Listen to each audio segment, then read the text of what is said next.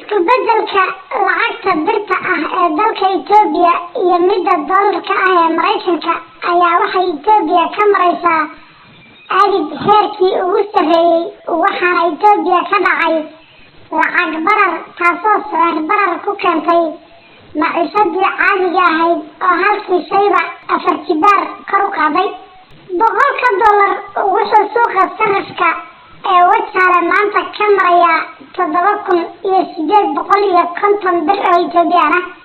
Sicir-bararkan cirka isku shareeray ayaa shalay ka cadhaysiiyey shacabka ku nool maamulka magaalada Wajaale oo dibadbaxyo ay ka dhigeen arrintaas islamarkaana ay xidheen goobihii ganacsiga dhammaantood waxaana la mid ah magaalada Jigjiga oo wax ganacsi ah aan shalay laga furin haba yaraatee.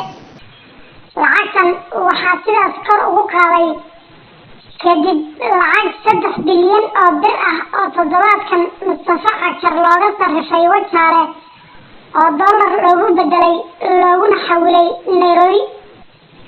lacagtan ayaa ahayd mid laga musuqay miisaaniyadii mashaariicaha ee 2013 tirsiga taariikhda Itoobiya ka soo wareegtay islamarkaana ay si toos ah hawada ugu kala goosteen Lacag, Mubashir Dubad, Cabdi Hurre, Cabdiraxmaan Ciid iyo Maxamed Saale.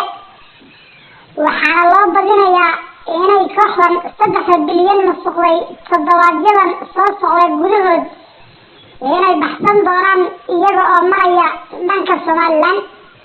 haddaba maciishad bararka iyo sicir bararka waxaa keenay miisaaniyadda intaas la eg ee Itoobiya ee doolarka laga dhigtay taasoo meesha ka saartay in gebi ahaanba la waayo doolarkii islamarkaana ay dhulka tagto lacagtii birta ahayd ee Itoobiya.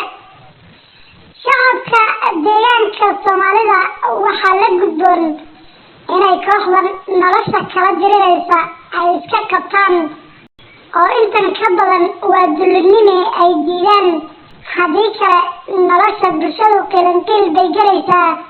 kooxda Nairobina waa sida ay rabtay oo dhiigga shacabka ayay ka ganacsan doonaan.